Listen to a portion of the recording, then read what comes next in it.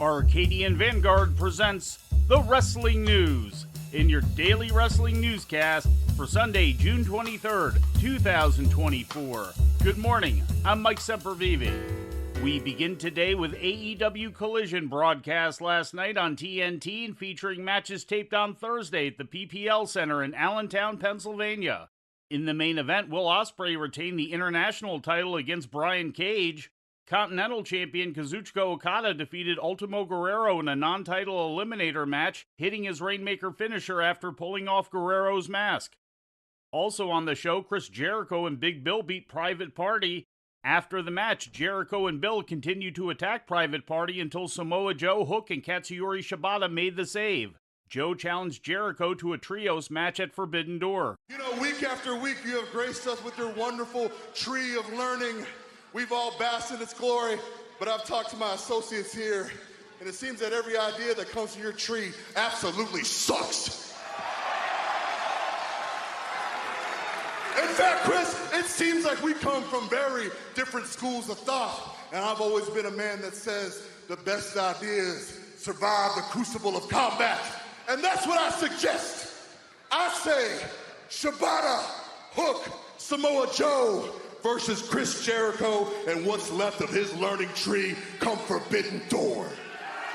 Wow! How about that, Nigel? In other selected results, Hechicero topped Matt Menard by submission. The Patriarchy defeated the Iron Savages. Tony Storm and Mariah May went over Layla Hirsch and Lady Frost. And Joe, Hook, and Shibata beat the Premier Athletes. The show also contained footage of an angle that took place Friday night at CMLL's Fantastica Mania show at Arena Mexico, in which TBS champion Mercedes Moné showed up and got involved in a pull-apart brawl with New Japan Strong Women's champion Stephanie Vacker, her scheduled opponent for Forbidden Door. In WWE news, Kayla Braxton announced yesterday on social media that she will be leaving WWE. Her final appearance is expected to be at Friday's SmackDown tapings at Madison Square Garden. Braxton has been with WWE since 2016, starting as a ring announcer for NXT, then transitioning to a backstage interviewer for the main roster, best known for her interactions with Paul Heyman. Her other duties included hosting premium live event pre-shows as well as WWE's long-running weekly morning show, The Bump. Said Braxton, quote, "I am extremely thankful to Triple H, Nick Khan, WWE, and all of its partners for allowing me to be a trusted voice on WWE television for all these years. Thank you to every single person who has made me feel like this was my home and that I was a part of this family. Thank you for taking a chance on me and welcoming this outsider with open arms." End quote. MLW presented its anniversary show yesterday on YouTube, featuring matches taped June 1st at Center Stage Theater in Atlanta.